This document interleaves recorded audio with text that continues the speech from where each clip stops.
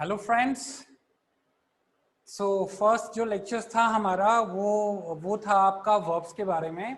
और वर्ब्स का उस इंट्रोडक्टरी लेक्चर्स में हमने ये देखा था कि वर्ब्स होते क्या हैं। वर्ब्स का एक जो आइडियाज है हम लोगों के पास जो होता है कि एक्शन वर्ड्स और doing words are called verb. तो ये वर्ब का कंप्लीट डेफिनेशन नहीं होता है। ये वर्ब का जो है ना 360 डिग्री का डेफिनेशन नहीं होता है। तो वर्ब्स के डेफिनेशंस में हमने क्या देखा था कि वर्ब्स जो है ना वो सब्जेक्ट से रिलेटेड हमें 4 इंफॉर्मेशन देता है। पहला इंफॉर्मेशन हमें ये देता है कि सब्जेक्ट क्या है। दूसरा इंफॉर्मेशन हमें ये देता है कि सब्जेक्ट के पास क्या है। तीसरा इंफॉर्मेशन हमें ये देता है कि सब्जेक्ट क्या करता है। और चौथा इंफॉर्मेशन हमें ये देता है कि सब्जेक्ट के साथ और सब्जेक्ट के ऊपर क्या किया जाता है। इन्हीं चारों चीजों की हमें समझने की जरूरत है। And the moment we understand all these 4 different uses of verbs in different ways, जब हम verbs के चारों जो अलग अलग इस्तेमाल हैं उसका हम समझ जाएंगे, so you know the verb will be totally in our control। और फिर हम अपने तरीके से हर बात को और अपने हर फीलिंग्स को, हर एक एक्सप्रेशंस को जो है ना अपने तरीके से उसको हम एक्सप्रेस कर पाएंगे। इंग्लिश के जितने भी सेंटेंसेस होते हैं, चाहे वो किसी भी फॉर्म में हो, चाहे रिटन फॉर्म में हो या स्पीकिंग फॉर्म में हो, ये सारे सेंटेंसेस जो होते हैं ना, ये इनको इन्हीं one of this four sentences, ये जो 4 कैटेगरी हो गया कि सब्जेक्ट क्या है, व्हाट इज सब्जेक्ट, जिसको हम वर्ब का स्टेट ऑफ बीइंग फॉर्म कहते हैं। Possession, what does subject have, subject के पास क्या है, जिसको हम वर्ब का पोजेशन फॉर्म कहते हैं। थर्ड जो होता है what does subject do, subject क्या करता है, इसको हम वर्ब का हम एक्टिव फॉर्म कहते हैं। और लास्टली जो फोर्थ का जो होता है कि what is done to subject, subject के साथ क्या किया जाता है, इसको वर्ब का पैसिव फॉर्म कहते हैं। तो अगर वर्ब का हम इस्तेमाल करते हैं, ये चीज हमने पहले ही देख रखा था कि बिना वर्ब का we can not imagine of a sentence. हम इमेजिन भी नहीं करते सकते हैं, एक हम वर्ब के बिना एक सेंटेंस की हम कल्पना भी नहीं कर सकते हैं।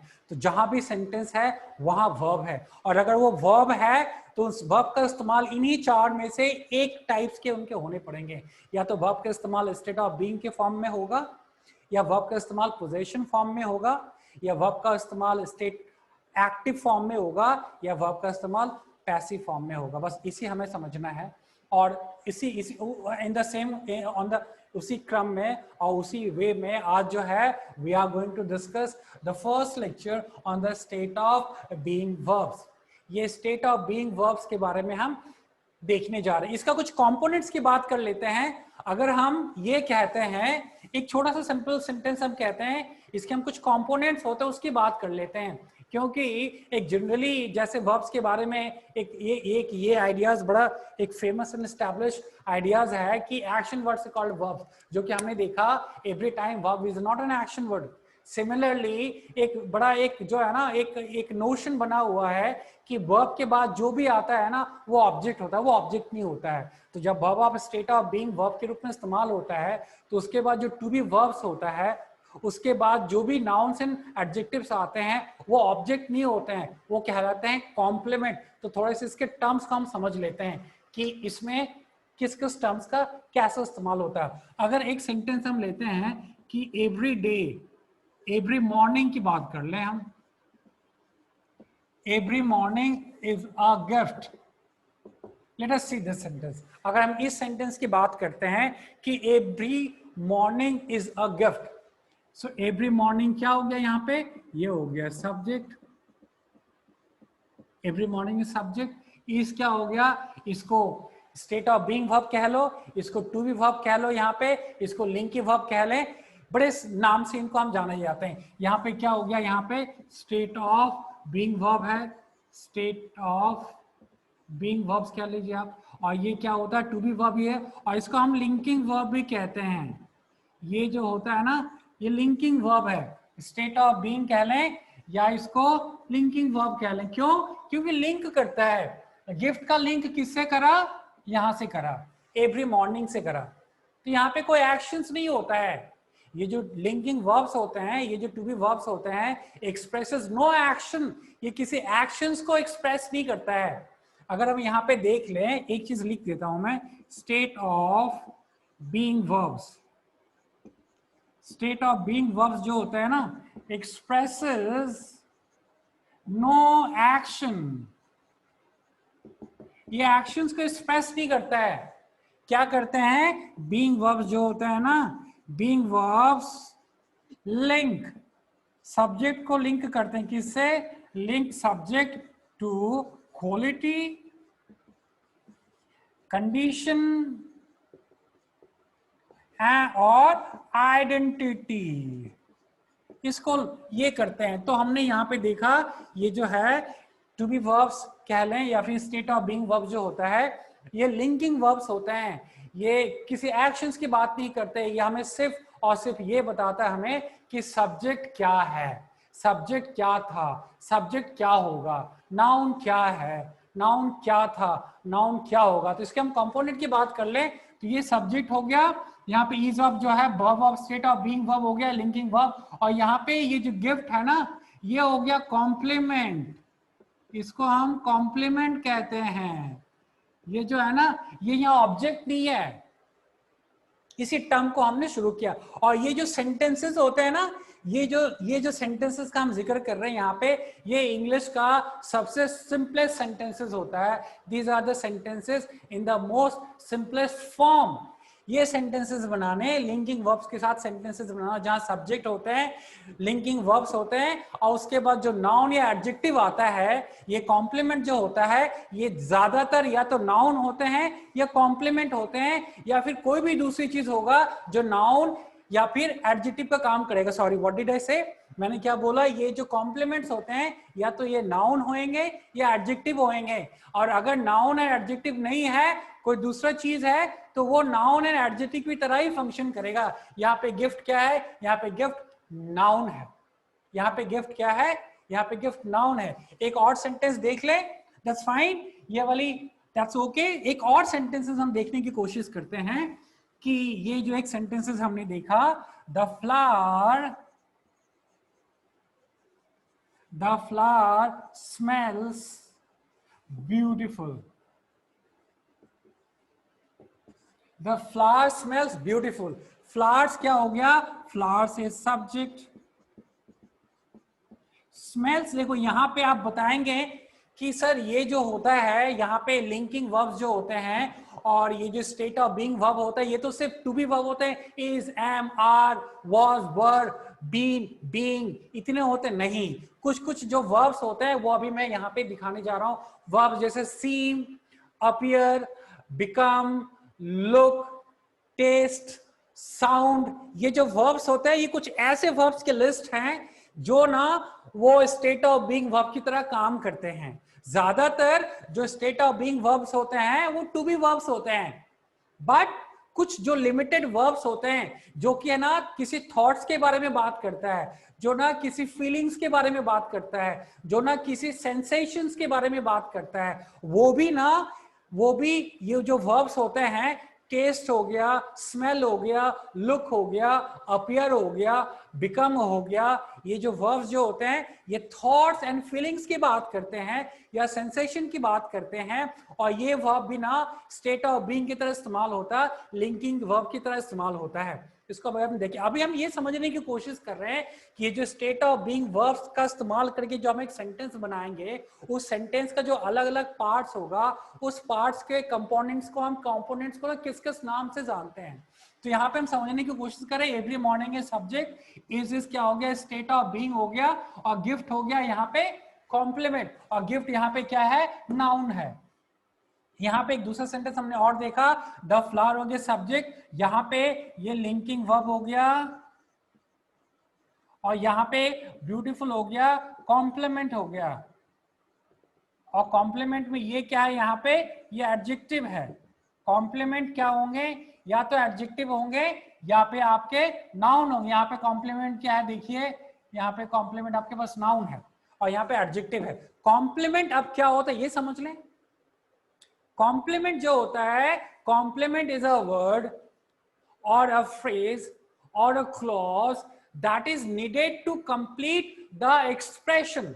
ये कॉम्प्लीमेंट क्या हो सकता है? कॉम्प्लीमेंट एक वर्ड हो सकता है, एक फ्रेज हो सकता है, एक क्लॉज हो सकता है, जिसका इस्तेमाल ना एक्सप्रेशंस को कंप्लीट करने के लिए करते हैं। और ये कॉम्प्लीमेंट जो है ये ज्यादातर क्या होते हैं, या तो नाउन होते हैं या एडजेक्टिव। और अगर नाउन एंड एडजेक्टिव नहीं है, कुछ दूसरा भी चीज है ना, तो वो नाउन एंड एडजेक्टिव की तरह ही फंक्शंस करता है। तो यहाँ पे हमने क्या देख लिया, यहाँ पे हमने कॉम्प्लीमेंट हम देख लेते हैं। ये कॉम्प्लीमेंट होता है क्या है? ये कॉम्प्लीमेंट क्या है? Complement it is a word,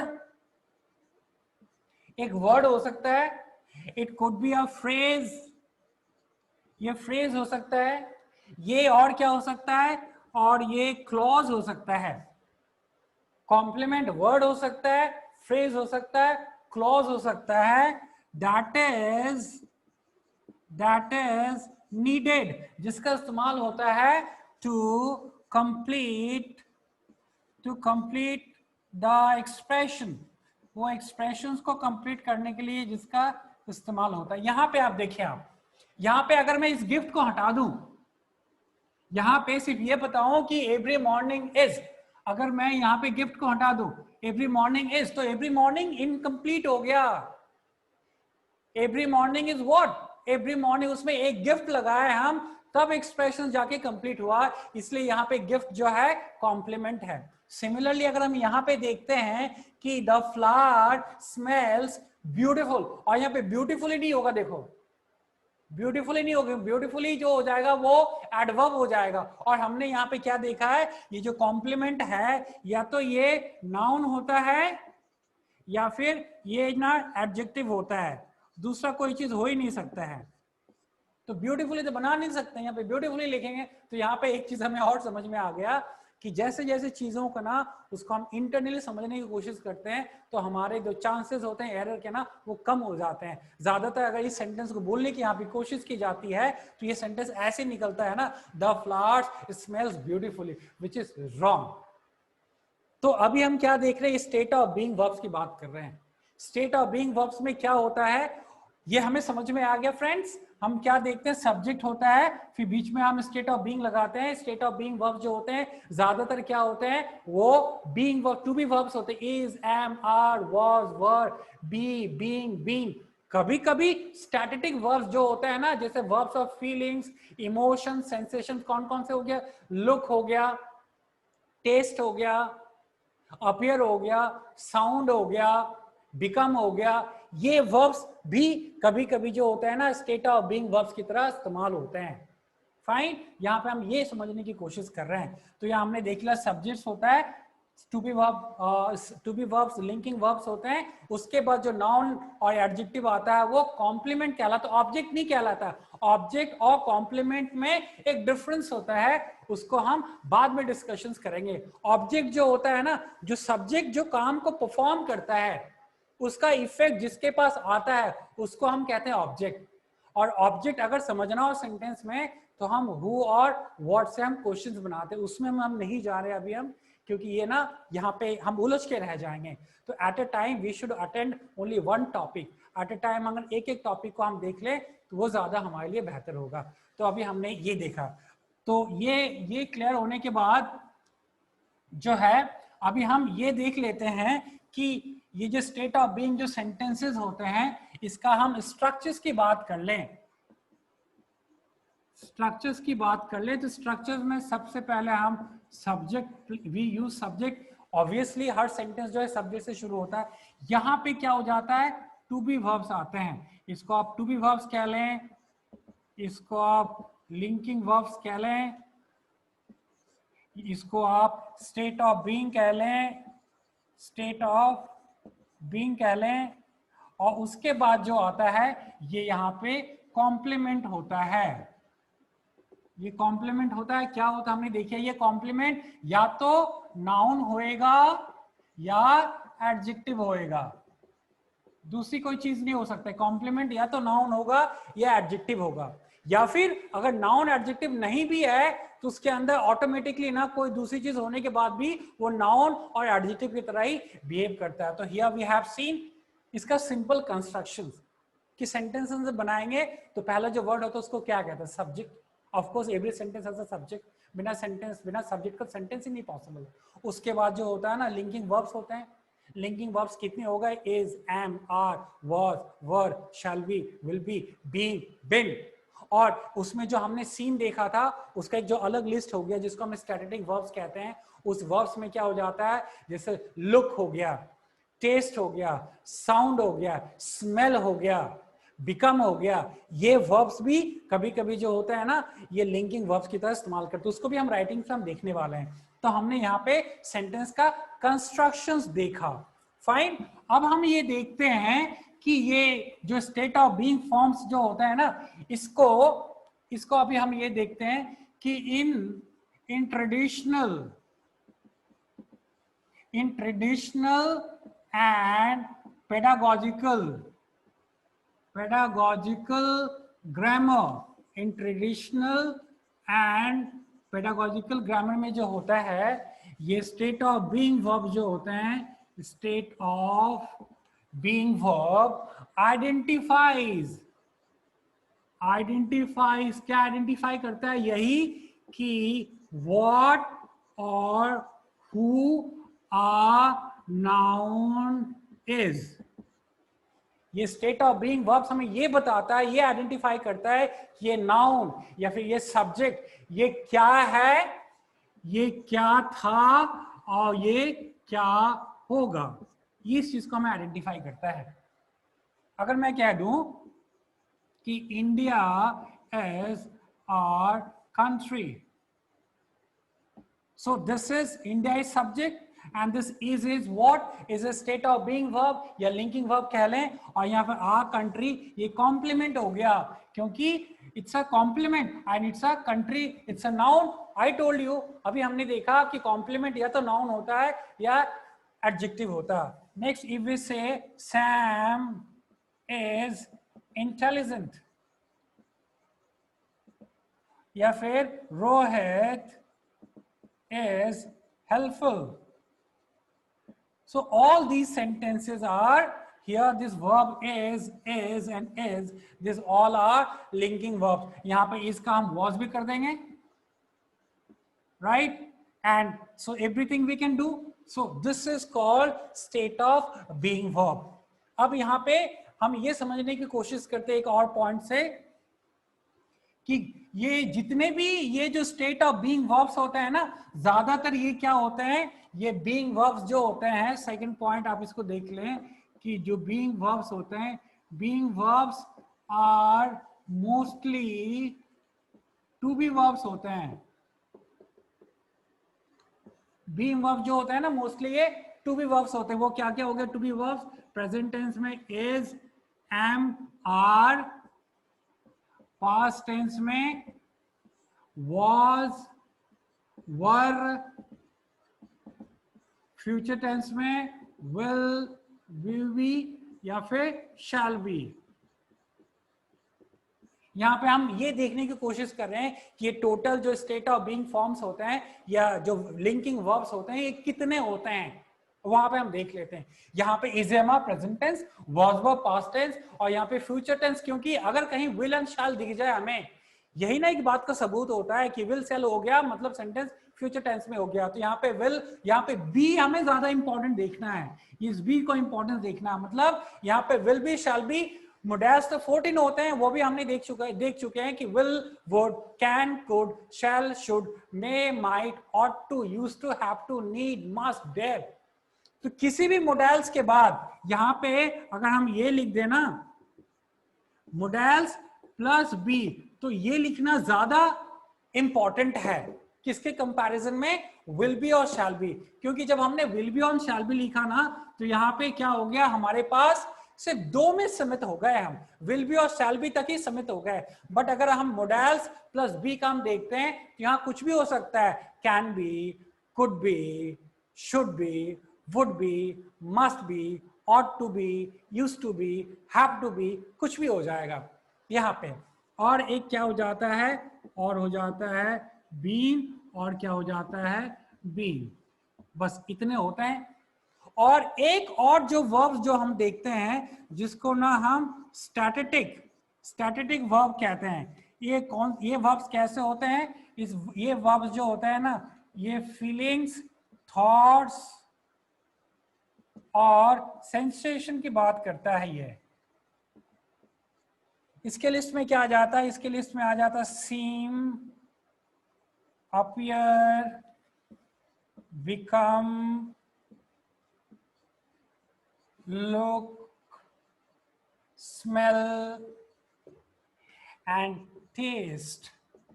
यहां पे इतने ही वर्ब्स होते हैं, दैट्स इट, इतने ही वर्ब्स होते हैं। तो हमने यहाँ पे ये वर्ब्स भी कभी कभी जो होता है ना, कभी कभी ये वर्ब्स भी जो है हमारा ये जो वर्ब्स हैं, दीज वर्ब्स, ये verbs, the above verbs act like being verb।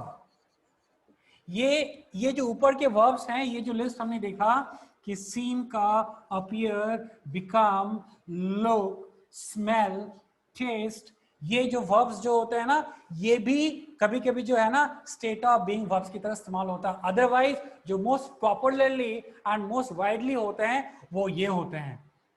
That's fine. इसका एक स्टेप हम और ऊपर जाते हैं, एक और हम समझने की कोशिश करते हैं इसमें, और फिर ना सबका एक एक करके हम एग्जांपल्स हम देख लेंगे उसका।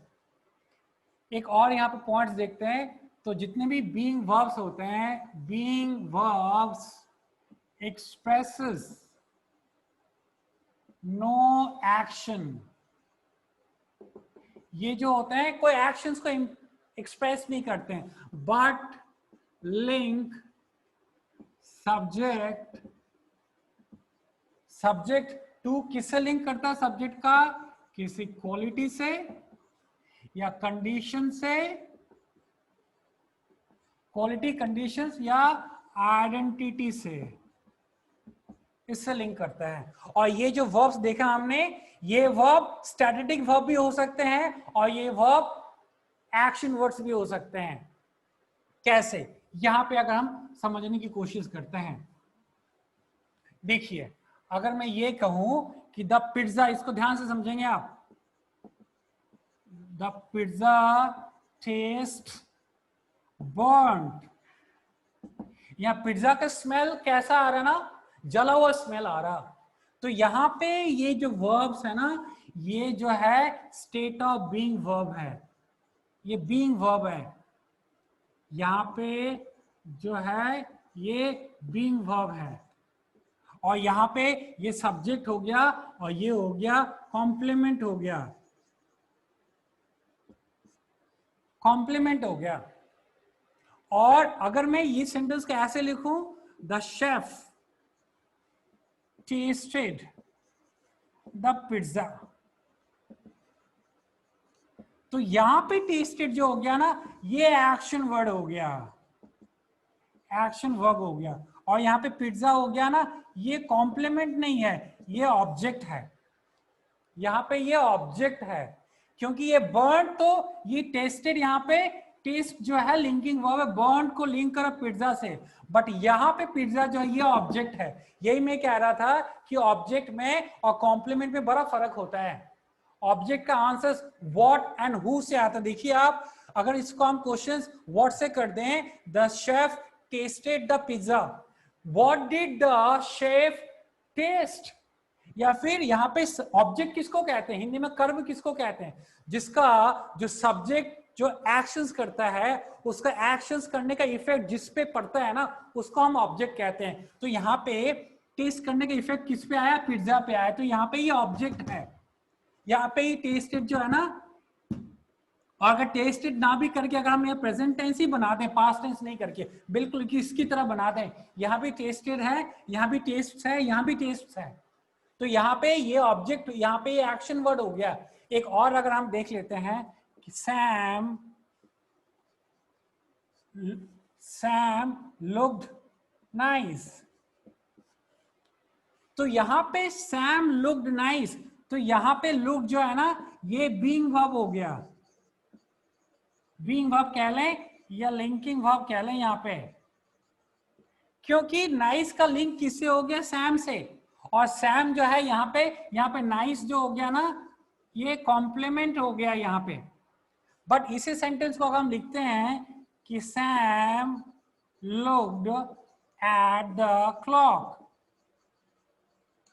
तो यहाँ पे लुक जो हो गया ना, यहाँ पे ये जो है एक्शन वर्ड हो गया ये, और यहाँ पे क्लॉक जो हो गया ना, this is object, this is the difference.